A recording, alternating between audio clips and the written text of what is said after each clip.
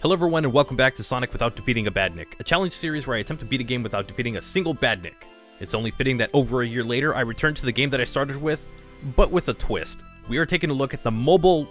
Wait. This isn't Sonic 1 on iOS or Android. This is the GBA Sonic 1. I think it's too late to turn back now. Sonic the Hedgehog Genesis is a port or remake of the Genesis original for the GBA, as part of Sonic's 15th anniversary, and is widely considered to be the worst version of the game and the worst Sonic game to release that year. Here's a rundown of the Sonic releases in 2006.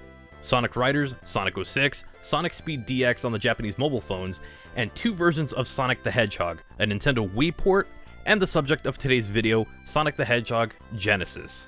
So with all that out of the way, let's get to the rules. Rule number 1, I cannot defeat a Badnik, which means making physical contact with an enemy and destroying it in the process. On top of that, it has to release an animal or another object, and I have to receive points for it. If this happens, I will restart from the beginning of the act. Sonic Genesis has the strangest continue system. It'll let you continue from the last checkpoint, which is really weird. And the level select will force you to replay from Act 1. So I better not screw this up. Rule number 2 is that I must fight all the bosses or mini-bosses to make progress. So can I make it out of this challenge and live to tell the tale? We'll see. Can you beat Sonic the Hedgehog Genesis without defeating a Badnik? Wish me luck. And let's get started. Green Hill Zone Act 1 starts with me going on the small platform to avoid the Motobug and the Buzz Bomber. From there, I cross the bridge and dodge the set of crab meats and the set of mashers. From there, I take the spring, go through the loop, and stop myself from getting launched in the air after these speed tubes. I hop over one last crab meat and Act 1 is over. Act 2 starts with jumping over the two mashers and waiting for the crab meat to make my move. I waited long enough for it to despawn and damage boost through the two mashers. I sneak by 3 more, and I'm now in this moving platform section. With careful timing and jumping, I barely squeeze by. One more damage boost and I finished Act 2 with style. Act 3 begins and I take the invincibility, and from there, the higher route is where I need to go, and I ran into nothing. Then again, I was trying to waste the power up so I don't screw up. I then crossed the spiked bridge and maneuvered through some Badniks to break this wall. After a short hop, I'm at the Egg Mobile H. So, this is a fight. Green Hill Zone is done. Marble Zone begins with some brief platforming as I dodge the Buzz Bomber's Caterkiller combo, and then I take the shield to go into the indoor area. I damage boost to get past the Bat Brain and push this block in. After that, there isn't much except for these two Bat Brains. And then, I'm at the end of the act. Act 2 starts with dodging the two Badniks and hopping over the two Fireballs to get into the inside area. And from there, I damage boost past the Bat Brains, outrun the lava, and then damage boost past the Caterkillers in this tiny hallway. I went for the safer idea, which meant damage boosting 3 different Caterkillers to avoid having to jump. Broke the blocks, and damage boost some more to cross the lava. After wasting the invincibility, I carefully navigate through these falling spike things to finish Act 2. Act 3 begins, and I make a mad dash to the inside area. The only obstacle was this Caterkiller, but a short hop makes it a non-issue. In the indoor area, I make it past the lava section and use the game's momentum to speed past through the Bat Brain. Now I take this moving block to jump past the spikes and go through the wall to cut through part of the level. From there, a series of very careful jumps gets me through the rest of the inside section to get to the boss, and now Marble Zone is over. Spring Yard Zone starts with a pit of spikes and Buzz Bombers flying over. I had to damage boost once to get through, and now I'm in this moving block area. And then I get to this other section and wait a long time for this crab meat to go away. After the spring, I go through another block section and avoid the final crab meats to finish Act 1. Act 2 has me getting launched, but not in a ball since I can't really see much. I then dodge the spikes and go into this other spiked area. A little bit of waiting and then I get around the crab meats and spikes around the block area. Once I get my shield, a platform appears below me. I lost that shield because of a roller, but it doesn't really do anything else. And with that, Act 2 is over. I ran down and took the shield to start Act 3, and from there, I carefully jumped over the crab meat to go through this block section. Some very close calls occurred for me, followed by more of these stupid blocks. I then grabbed the invincibility and speed shoes to get to the boss. Now Spring Yard is done. Jeez, this boss actually takes a while. I damage boost twice to start Labyrinth Zone Act 1, and grab a shield because, trust me, I'll need it. Then I get an air bubble, get hit by a burrow bot, and damage boost past 2 more. The alternate route isn't worth it, so I keep going and avoid the jaws with a very short hop.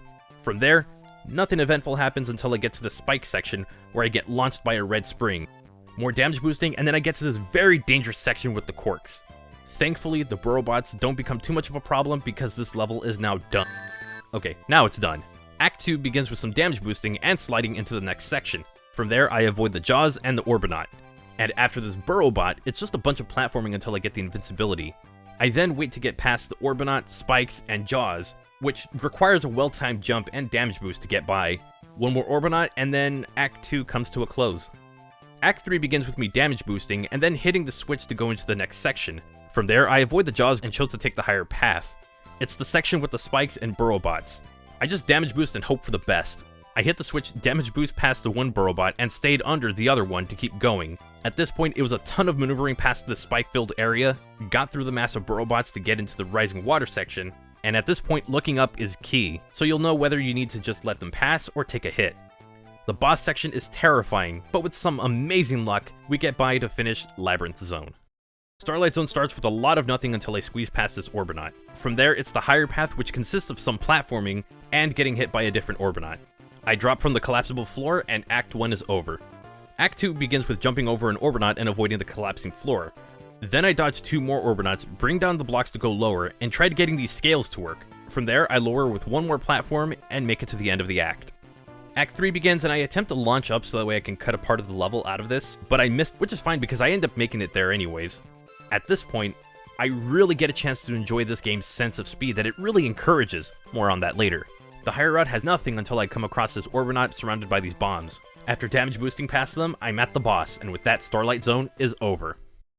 The beginning of Scrap Brain Zone Act 1 starts with dodging this caterpillar only to go to the higher route, dodging more caterpillars, and going through this moving platform section. Since I'm still going with the higher path, there isn't really much until I get to these ball hogs, which is already at the end of the act. With a few easy jumps, Act 1 is over.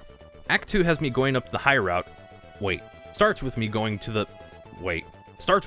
up, and aside from some near-death potential, there isn't really much here. I avoid some caterpillars, but Act 2 was never really the difficult one. Even with the surprise buzzsaws, Act 2 can be beaten with no problems at all, so let's go on to Act 3. Labyrinth Zone Act 4 begins, and I plan to take the shortest route possible. There are absolutely zero Badniks until I get to this part with a bunch of burrow bots. As soon as I land, I turn so I can damage boost and go backwards but stay on that platform. And from there, it's a slow crawl to get to the end of the act. The final zone begins and ends. Dr. Eggman is defeated once again, and our journey has come to an end. So, can you beat Sonic the Hedgehog Genesis without defeating a Badnik? The answer is yes. I actually expected a challenge here, but it never really came by, and I'm just messing with you all. You have all been bamboozled. Kind of. Of course there were issues going into this run. So here's why. Screen crunch, garbage physics, inconsistent game performance, the section in Marble Zone Act 2, and the end of Labyrinth Zone Act 3 being the worst part of the whole game. So yeah, this game is trash and I don't recommend playing it to the end. But if you are curious about this game, do play the first zone and you'll see why people despise this version of Sonic 1. When it comes to the other Sonic games that released, I can confidently say that Sonic Genesis was the worst of 2006. This run took me about 2.5 hours to complete, and aside from the obvious issues I had with the game and this run, this was an interesting experience. I got to learn more about a game that I finished for the first time. Yeah, that's right, this is the first time I'm beating Sonic 1 Genesis because I've never shown any interest in actually playing it. So, if anything, that will be my silver lining for today's video, aside from the W. That will do it for this edition of Sonic Without Defeating a Badnik. If you enjoyed the video, leave a like, and if you're new, don't forget to join the Knux Club by subscribing and clicking the bell icon to get notifications for updates or community tab posts. At this time, I would like to give a shout out to the members of Knux Club Plus, the channel members who are here on YouTube, and their names are on screen right now. Thank you all for your extra support, it is greatly appreciated. If you would like to support the channel even more and join Knux Club Plus, you can find out how to do so with the join button below this video. You can see the perks that are available and pick and choose the one that you would like.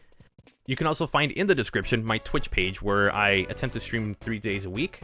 It's a good time, so you should definitely come over and hang out. Don't forget to also follow my social media links, which are also in the description below, and that's going to do it for today. Thank you all so much for watching, and I'll see you in the next video. Until then, take care and be safe. Let's take a dive in aquatic mind. Once was a cold pit, but now it's a water ride.